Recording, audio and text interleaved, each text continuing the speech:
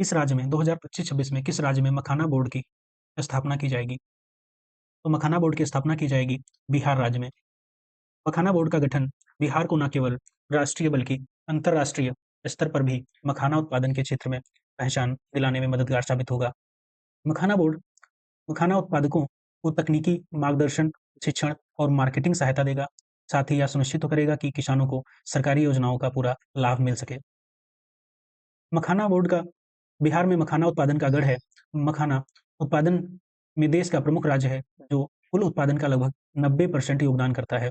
मखाने की खेती लगभग 15,000 हेक्टेयर में होती है, जिसमें सालाना करीब 10,000 टन फूला हुआ मखाना उत्पादित होता है। उत्तर बिहार के दरभंगा, मधुबनी, पूर्णिया, कटिहार, सहरसा, सुपौल, किशनगंज, सीतामढ़ी जैसे जिलों में मखाना उत्पादन बड़े पैमाने पर होता है।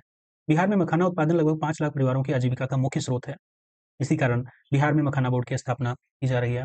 मखाना बोर्ड में से किसानों को लाभ मिलेगा, जैसे कृषि उत्पादकता में वृद्धि होगी। मखाना बोर्ड किसानों को आधुनिक खेती के तरीकों और वैज्ञानिक तकनीकों के बारे में जागरूक करेगा, जिसमें उत्पादन में वृद्धि होगी। निर्यात में बढ़ोतरी होगी। मखाना का निर्यात वर्तमान में बहुत सीमित है। बोर्ड के प्रयासों से मखाना निर्यात को बढ़ावा मिलेगा, जिससे किसानों को वैश्विक बाजार तक पहुँच मिलेगी। प्रसंस्करण और मूल्य संवर्धन। मखाना के प्रसंस्करण और मूल्य संवर्धन के लिए नई तकनीकों को अपनाने के लिए किसानों को बेहतर मूल्य मिलेगा। नए बाजारों की खोज होगी। मखाना के लिए नए घरेलू और अंतर्राष्ट्रीय बाजारों की खोज की जाएगी, जिससे इसकी मांग बढ़ेगी। गुणवत्ता मानकों का पालन। मखाना उत्पादकों के लिए गुणवत्ता और सुरक्षा मानकों का पालन सुनिश्चित किया जाएगा, जिससे उत्पादों की विश्वसनीयता बढ़ेगी। किसानों को सीधे उपभोक्ताओं तक पहुँचने के अवसर मिलेंगे, जिससे बिचौलियों की भूमिका कम होगी और किसानों का लाभांश बढ़ेगा। ठीक है। अगला हमारा क्वेश्चन है, बजट 2025-26 के अनुसार डिफेंस क्षेत्र में कितना आवंटन किया गया है? तो डिफेंस क्षेत्र में आवंटन किया गया है 6,81,000 करोड़ रुपए का, जो कि राजस्व व्यय 4.88 लाख करोड़ रुपए, पूंजीगत कैपिटल एक्सपेंडिचर 1.92 लाख करोड़ रुपए। अगला क्वेश्चन हमारा है, 2025-26 में national institute of food technology किस राज्य में स्थापित किया जाएगा? तो किया जाएगा बिहार राज्य में। ठीक है। बिहार में NIFT national institute of food technology क्यों क्यों बिहार में बनाई जा रही है, स्थापित की जा रही है? तो बिहार लंबे समय से अपनी समृद्ध कृषि उपज के लिए जाना जाता है, जिसमें चावल, मक्का, गेहूँ और विभिन्न फल सब्जियों सहित शामिल हैं। हालांकि अपनी कृषि क्षमता के बावजूद राज्य में फसल कटाई के बाद होने के नुकसान, खाद्य प्रसंस्करण, बुनियादी ढांचे की कमी है और खाद्य उत्पादन क्षमताओं को बढ़ाने की कुशल जनशक्ति और आवश्यकता से जूझना पड़ा है बिहार को। बिहार में एनआईएफटी की स्थापना इन अंतरों को पाटेगी। इन अंतरों में कमी आएगी, स्थानीय किसानों और उद्यमियों को लाभ मिलेगा और नए अवसर पैदा करेगी। एनआईएफटी खाद्य प्रौद्योगिकी, उद्यमिता और प्रबंधन पर अपने फोकस के लिए प्रसिद्ध है और बिहार में इसकी उपस्थिति खाद्य राज्य में खाद्य प्रसंस्करण उद्योग को बहुत जरूरी बढ़ावा देगी। यह कृषि व्यवसाय में नवाचार और को प्रोत्साहित करेगा, अनुसंधान को बढ़ावा देगा और उद्यमिता के लिए अवसर पैदा करेगा, जिससे यह सुनिश्चित होगा कि बिहार के कृषि उत्पादन का बेहतर उपयोग किया जा सके देश भर में और उसके बाहर भी इसका विपणन किया जा सके। हमारा अगला क्वेश्चन है, भारतीय भाषाओं को बढ़ावा देने और छात्रों को मातृभाषा में शिक्षा प्राप्त करने हेतु इनमें से कौन सी योजना शुरू की जाएगी? ठीक है। तो भारतीय भाषाओं को बढ़ावा देने के लिए इनमें से मातृभाषा शिक्षा, ऑप्शन नंबर सी, मातृभाषा प्रोत्साहन योजना शुरू की जाएगी, जिससे हमारे जो छात्र हैं भारतीय भाषाओं को समझने और सीखने का मौका मिलेगा। हमारा अगला क्वेश्चन है, बजट 2025-26 में सब्जी और फल का उत्पादन बढ़ाने के लिए 100 कृषि जिलों में कौन सी योजना लागू की जाएगी? तो प्रधानमंत्री धन धान्य कृषि योजना लागू की जाएगी। प्रधानमंत्री धन धान्य कृषि योजना, केंद्र सरकार ने पीएम धन धान्य कृषि योजना की शुरुआत की है, जिसका उद्देश्य है 100 कम उत्पादकता वाले जिले जो होंगे उनके किसानों की सहायता करना, कृषि क्षेत्र को सशक्त बनाना। इस योजना की घोषणा वित्त मंत्री निर्मला सीतारमण जी ने केंद्रीय बजट 2025 के दौरान की। योजना के तहत लगभग 1.7 करोड़ किसानों को लाभ मिलेगा। हमारा अगला क्वेश्चन है, बजट 2025-26 में अगले 5 वर्षों में 50,000 सरकारी स्कूलों में छात्रों में नवाचार और वैज्ञानिक सोच को बढ़ावा देने के लिए इस प्रकार की लैब स्थापित करने की घोषणा की गई है। तो की गई है अटल टिंकरिंग लैब। ठीक है। अटल टिंकरिंग लैब के जरिए बच्चों में रचनात्मकता विकसित की जाएगी और उन्हें design, mindset, computational thinking, physical computing जैसे कौशल सिखाए जाएंगे। इस लैब में बच्चों को इंटरैक्टिव सिस्टम बनाने का व्यवहारिक अनुभव मिलेगा। इसके फायदे क्या हैं? बच्चों को सामाजिक समस्याओं के लिए अपने विचारों को आकार देने का मौका मिलता है। बच्चों को नवाचार कौशल सीखने में मदद मिलती है। बच्चों को भौतिक कंप्यूटिंग सीखने का मौका मिलता है, बच्चों को इंटरेक्टिव सिस्टम बनाने का व्यवहारिक अनुभव मिलता है। हमारा अगला क्वेश्चन है, बजट 2025-26 में 15,000 करोड़ के स्वामी फंड 2 का मुख्य उद्देश्य क्या है? तो 2025-26 में 15,000 करोड़ स्वामी फंड 2 का मुख्य उद्देश्य है अधूरे हाउसिंग प्रोजेक्ट को पूरा करना। ऑप्शन नंबर बी सही है, अधूरे हाउसिंग प्रोजेक्ट को पूरा करना। स्वामी फंड 2.0 को ब्लेंडेड फाइनेंस मॉडल पर लाया गया है, जिसमें सरकार, बैंक और निजी निवेशक भागीदार होंगे। इसका मुख्य उद्देश्य फंसे हुए हाउसिंग प्रोजेक्ट को समय पर पूरा करना और देश के रियल एस्टेट सेक्टर में भी नकदी संकट को दूर करना होगा। यह फंड उन प्रोजेक्ट पर फोकस करेगा जो फाइनेंशियल समस्याओं की वजह से रुके हुए हैं, जिनमें खरीदार लंबे समय से अपने घर का इंतजार कर रहे हैं। हमारा अगला क्वेश्चन है, भारत में दूसरा gene bank for crop germplasm स्थापित करने का मुख्य उद्देश्य क्या है? What is the primary objective of establishing India second gene bank of crop germplasm? तो इससे क्या है, तो इसमें फसलों की आनुवांशिक विविधता को संरक्षित करना इसका मुख्य उद्देश्य है। जीन बैंकों का उपयोग अक्सर उन प्रजातियों की आनुवांशिक सामग्री को संग्रहित करने के लिए किया जाता है जो लुप्त प्राय या विलुप्त होने के करीब हैं। फसल विविधता और को संरक्षित करने के लिए इनका उपयोग प्रमुख प्रजातियों और किस्मों के संरक्षण के लिए भी किया जाता है। क्रॉप जर्मप्लाज्म के जीन के लिए जीन बैंक पौधों के आनुवांशिक संसाधनों के बीजों को संरक्षित करने का एक तरीका है। जीन बैंक में पौधों के जर्मप्लाज्म को लंबे समय तक संरक्षित किया जाता है। जर्मप्लाज्म पौधों में मौजूद सभी जीनों का एक सजीव सूचना स्रोत है।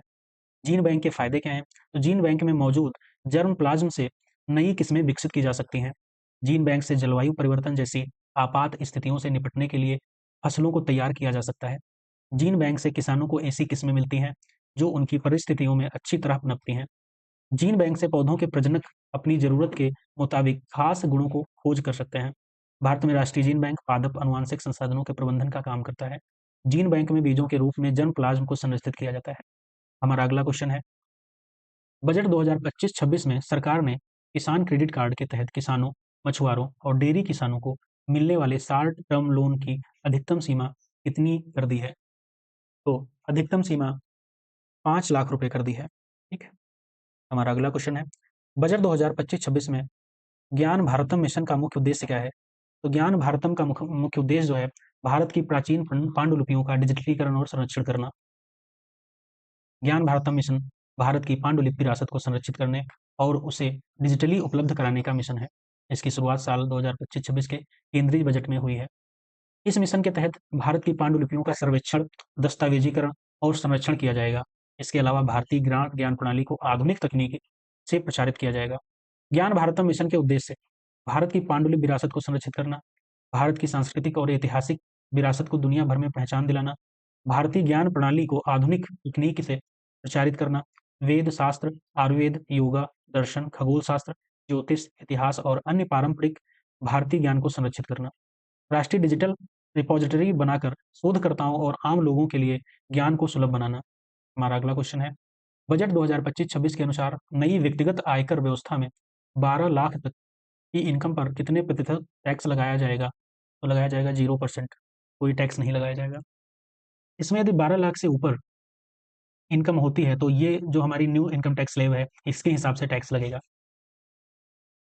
अगला हमारा क्वेश्चन है, बजट 2025-26 में शिपिंग इंडस्ट्री, पोर्ट इंफ्रास्ट्रक्चर और कोस्टल डेवलपमेंट को मजबूत करने के लिए सरकार ने इसमें से किस फंड को स्थापित करने की घोषणा की है? तो की है मैरीटाइम डेवलपमेंट फंड। बजट 2025 में मंत्री निर्मला सीतारमण ने शनिवार को घोषणा की कि समुद्री क्षेत्र सेक्टर को बढ़ावा देने के लिए 25,000 करोड़ रुपए का समुद्री विकास फंड बनाया जाएगा। कहाँ-कहाँ इस्तेमाल होगा? तो यह लंबी अवधि के वित्त पोषण, लॉन्ग टर्म फाइनेंसिंग के लिए बनाया गया है। इसमें 49% निवेश सरकार करेगी, बाकी राशियाँ बंदरगाहों और निजी प्राइवेट सेक्टर से जुटाई जाएँगी। 2030 तक इस फंड के समुद्री क्षेत्र में 1.5 लाख करोड़ तक का निवेश लाने का लक्ष्य है। हमारा अगला क्वेश्चन है, बजट 2025-26 में स्टैंडर्ड डिडक्शन की सीमा 50,000 से बढ़ाकर कितनी कर दी गई है? तो ये कर दी गई है 75,000। स्टैंडर्ड डिडक्शन में क्या होता है? जैसे 12 लाख तक का 12 लाख तक की इनकम का 0% टैक्स है, यदि उसके ऊपर 75,000 इसी कारण से 75,000 तक की छूट दी जाती है। 12,75,000 तक टैक्स में छूट दी जाती है। यदि 12,75,000 से ₹1 भी ज़्यादा होता है तो टैक्स आपको देना पड़ेगा। अगला हमारा क्वेश्चन है, बजट 2025-26 में नई व्यक्तिगत आयकर व्यवस्था के अनुसार 12 लाख से 16 लाख तक की आय पर कितना टैक्स लागू होगा? तो 12 लाख से 16 लाख के बीच में जो टैक्स लागू होगा, वो होगा 15% का टैक्स होगा। हमारा अगला क्वेश्चन है, बजट 2025-26 में आयकर रिटर्न आईटीआर दाखिल करने की समय सीमा 2 साल से बढ़ाकर कितने साल कर दिया गया है? तो ये कर दिया गया है 4 साल, ठीक? हमारा अगला क्वेश्चन है, बजट 2025-26 में किराए पर कटने वाले टीडीएस की सीमा 2.40 लाख से बढ़ाकर कितने लाख कर दिया गया है? तो कर दिया गया है 6 लाख रुपए, ठीक है? हमारा अगला क्वेश्चन है, बजट 2025-26 के अनुसार सक्षम आंगनबाड़ी और पोषण 2.0 योजना के लिए कितने करोड़ रुपए का आवंटन किया गया है? तो कितने करोड़ रुपए का आवंटन किया गया है? 21,960 रुपए का आवंटन किया गया है। ठीक है? इस योजना के तहत 8 करोड़ बच्चों, 1 करोड़ गर्भवती महिलाओं और 20 लाख किशोरियों को फ़ायदा मिलेगा। ये भारत सरकार की एक योजना है, जिसका मकसद बच्चों, किशोरियों, गर्भवती महिलाओं और स्तनपान कराने वाली माताओं के में कुपोषण को कम करना है। हमारा अगला क्वेश्चन है, बजट 2025-26 में शिक्षा क्षेत्र में कितना आवंटन किया गया है? तो शिक्षा क्षेत्र में आवंटन 1,28,650 करोड़ रुपए का आवंटन किया गया है। हमारा अगला क्वेश्चन है, बजट 2025-26 में बीमा सेक्टर में विदेशी प्रत्यक्ष निवेश एफडीआई की सीमा को 74% से बढ़ाकर कितने परसेंट कर दिया है? तो कर दिया है 100%। प्रत्यक्ष विदेशी निवेश का मतलब होता है कि किसी विदेशी देश में किसी कंपनी या संगठन में नियंत्रणकारी हिस्सेदारी लेना या किसी देश में स्थायी हित स्थापित करने का एक तरीका है। एफडीआई देशों के बीच प्रत्यक्ष निवेश का एक अहम चैनल होता है। इसमें बीमा कंपनियां स्वतंत्र रूप से निवेश कर सकती हैं। अगला क्वेश्चन है, बजट 2025-26 में वित्तीय घाटा फिस्कल डिफिसिट का लक्ष्य कितना रखा गया है? तो रखा गया है 4.4%। 4.8% हमारा 2024-25 में था, इसको घटाकर 4.4% कर दिया गया है। हमारा अगला क्वेश्चन है, बजट 2025-26 के अनुसार इनमें से कौन-सा कथन सरकार की आय के संबंध में गलत है? तो पहला है हमारा, सरकार को इनकम टैक्स में 22% का रेवेन्यू प्राप्त होता है, बिल्कुल सही है। जीएसटी से 18% का रेवेन्यू प्राप्त होता है, बिल्कुल सही है। बोरोइंग एंड अदर लायबिलिटी से गवर्नमेंट को 24% पैसा प्राप्त होता है, बिल्कुल सही है। और हमारा अगला है, कॉर्पोरेट टैक्स से गवर्नमेंट को 10% का रेवेन्यू प्राप्त होता है, नहीं, इसमें 17% का रेवेन्यू प्राप्त होता है, तो ऑप्शन नंबर डी। हमारा अगला क्वेश्चन है, बजट 2025-26 के अनुसार जल जीवन मिशन के लिए कितने करोड़ रुपए का आवंटन किया गया है? तो जल जीवन मिशन के तहत कितने करोड़ रुपए का आवंटन किया गया है? तो 67,000 करोड़ रुपए का आवंटन किया गया है, ऑप्शन नंबर सी। इसके लिए बजट 2025-26 में 67,000 करोड़ रुपए का आवंटन किया गया है, जो कि 2024-25 के संशोधित अनुमान 22,694 करोड़ रुपए से काफ़ी अधिक है।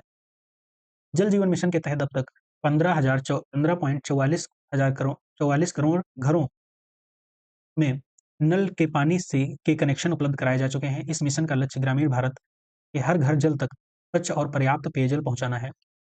ये हर घर जल जीवन मिशन द्वारा प्रेरित है।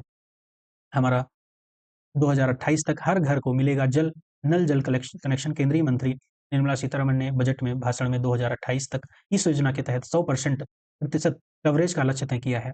सरकार इस योजना को पूरी गंभीरता से बढ़ावा दे रही है, ताकि देश के हर ग्रामीण परिवार को स्वच्छ पेयजल की सुविधा मिल सके। हमारा अगला क्वेश्चन है, बजट 2025-26 के अनुसार इनमें से कौन सा कथन सरकार के व्यय के संबंध में गलत है?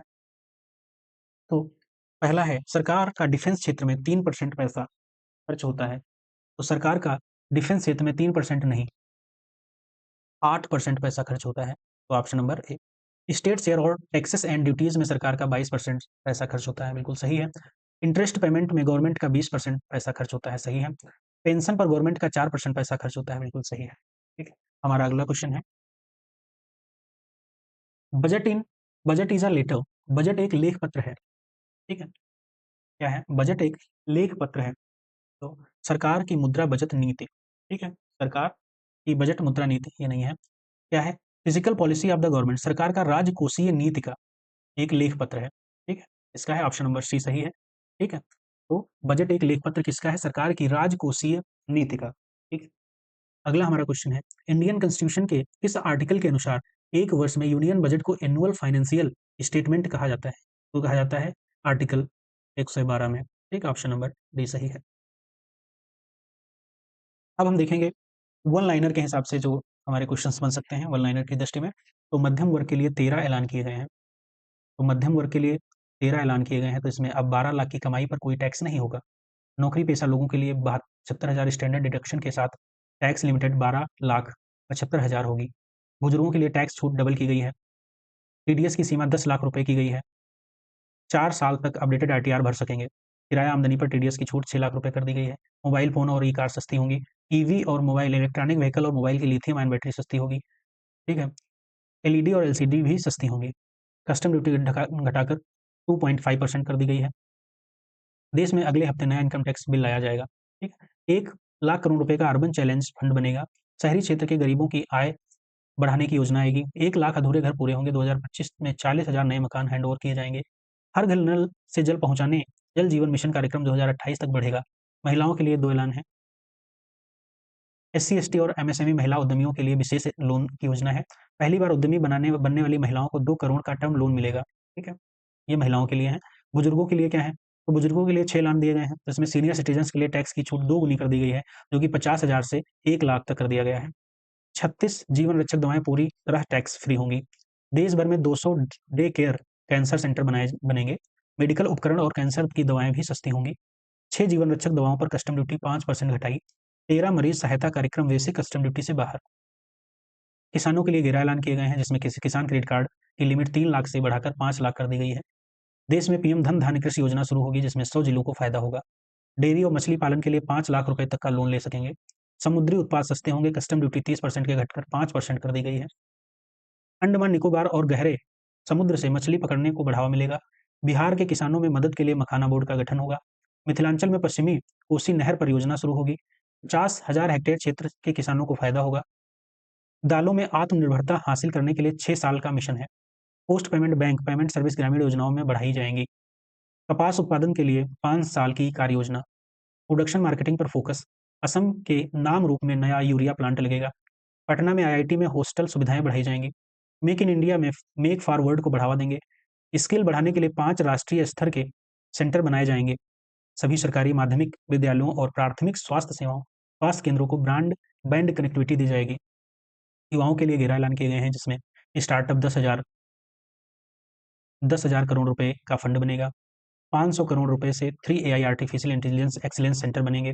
मेडिकल एजुकेशन में अगले 5 साल में 75,000 सीटें बढ़ेंगी। देश में 23 आईआईटी में 6500 सीटें बढ़ाई जाएंगी। मेडिकल कॉलेज में 10,000 सीटें बढ़ेंगी। पीएम रिसर्च फेलोशिप के तहत 10,000 नई फेलोशिप दी जाएंगी। देश में ज्ञान भारत मिशन शुरू होगा, जिसमें 1 करोड़ मैन्युस्क्रिप्ट का डिजिटलाइजेशन होगा। व्यापारियों के लिए 10 ऐलान किए गए हैं, जिसमें एमएसएमई के लिए लोन गारंटी लिमिट 5 करोड़ से बढ़कर 10 करोड़ होगी। सोशल वेलफेयर सरचार्ज हटाने का प्रस्ताव। 7 टैरिफ रेट हटेंगे। अब देश में 8 टैरिफ रेट ही रह जाएंगे। ग्लोबल कैपेबिलिटी सेंटर टियर 2 शहरों में बनाए जाएंगे। देश को खिलौना उत्पादन का ग्लोबल हब बनाने की राष्ट्रीय योजना बनेगी। नई लेदर स्कीम में 22 लाख लोगों को रोजगार मिलेगा। बिहार में national institute of food technology बनेगा। सूक्ष्म उद्यमियों के लिए 5 लाख रुपए की लिमिट वाले कस्टमाइज्ड क्रेडिट कार्ड जारी होंगे। पहले वर्ष 10 लाख कस्टमाइज्ड क्रेडिट कार्ड जारी किए जाएंगे। शहरी स्ट्रीट वेंडर्स के लिए पीएम स्वनिधि स्कीम की लोन लिमिट बढ़ाकर 30,000 रुपए होगी। Thank you so much. इसकी पीडीएफ हमारे टेलीग्राम चैनल एग्जाम अभ्यास से डाउनलोड कर सकते हैं। वीडियो अच्छी लगी हो तो